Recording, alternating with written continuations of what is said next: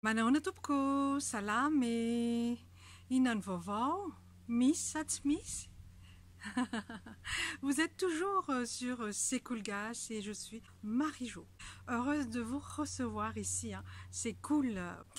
Alors aujourd'hui, je vais déjà commencer par vous remercier. Je ne cesserai jamais de vous remercier en fait, parce que vous êtes de plus en plus nombreux à être abonnés. Sur YouTube, on est à 498 abonnés. Je pense que d'ici ce soir, on dépassera les 500. Donc félicitations à nous tous. Et sur Facebook, on dépasse aussi les 600. Donc vraiment génial quoi. Alors aujourd'hui, je vais rebondir sur une question qui m'a fait réfléchir, hein, une question qui m'est arrivée sur Facebook.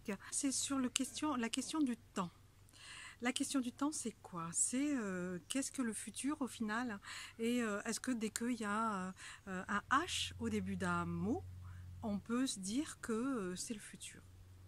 Je dirais non, pas forcément, mais il y a de fortes chances. C'est-à-dire, on a vu hein, que les verbes ne se conjuguent pas.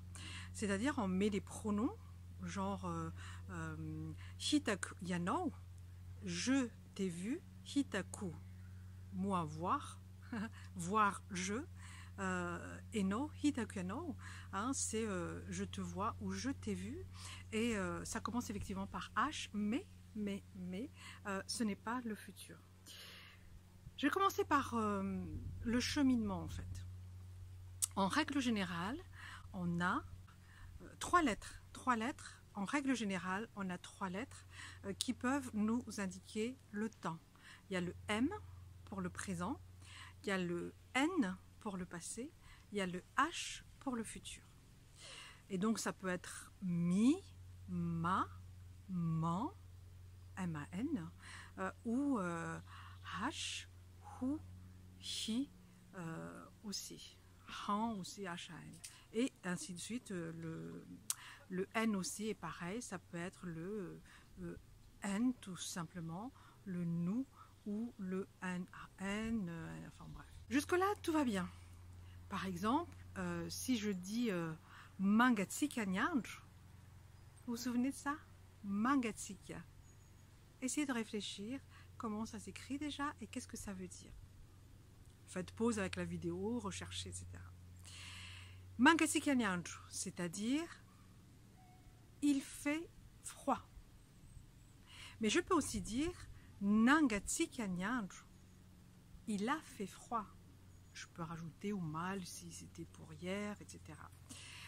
Ou hangatsika nyanj, il va faire froid avec un H. Des fois vous l'entendez le H, des fois vous ne l'entendez pas. Donc je peux dire mangatsika nyanj, zo, maintenant. Nangatsika nyanj, ou mal. Hangatsika nyanj, arrive, par exemple, arrive assez ce soir ou cet après-midi. Donc là vous voyez M, H ou N. M pour le présent, H pour le futur, N pour le passé. Mais ça peut être aussi hein, mi par exemple, nisakafu au mal. Nisakafu au mal. J'ai mangé hier. Hisakafu arrive, je vais manger ce soir.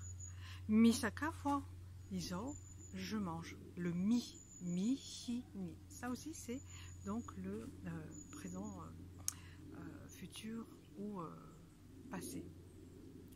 Mais il y a quand même des radicaux, donc ça peut être des adjectifs, ça peut être des verbes, qui commencent par exemple soit déjà par H, et donc c'est le radical commence par H, mais ça ne veut pas dire que ce radical-là signifie futur exclusivement. Par exemple, hitaku, hitaku yano, je te vois ou je t'ai vu. Qu'est-ce qui va faire qu'on va savoir si c'est le passé ou si c'est le présent?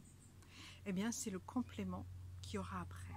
Hitaku yano mal, je t'ai vu hier. Hitaku yano androan, je te vois aujourd'hui.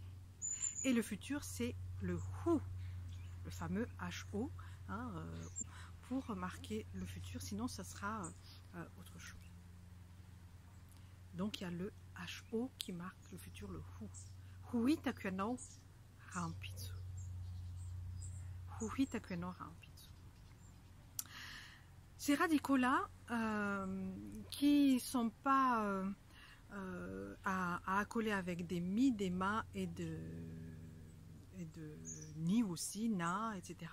Il va falloir les apprendre, soit en vous documentant dans le dictionnaire ou ici même avec tout ce qu'on a déjà appris, mais il faut les apprendre, il n'y a pas de truc pour les reconnaître.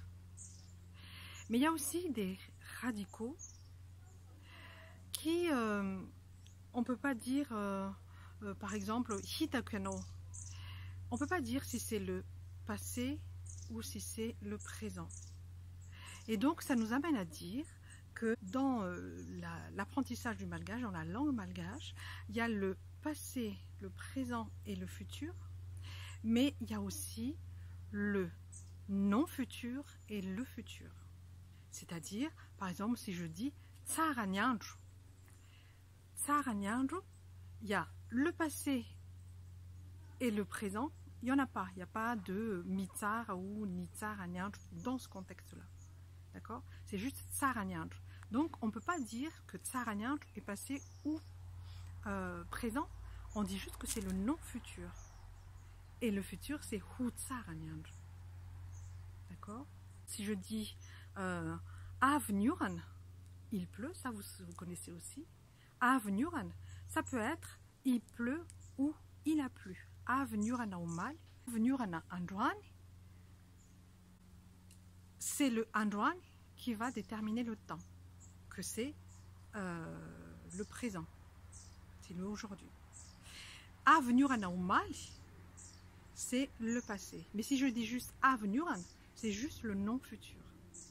D'accord? C'est le contexte qui va vous faire savoir si c'est passé, présent ou futur. C'est ça que je voulais vous passer aujourd'hui, c'est qu'il y a cette subtilité-là dans la langue malagasy. C'est pas systématiquement le futur si vous voyez le H devant un mot, parce que ça peut être un radical.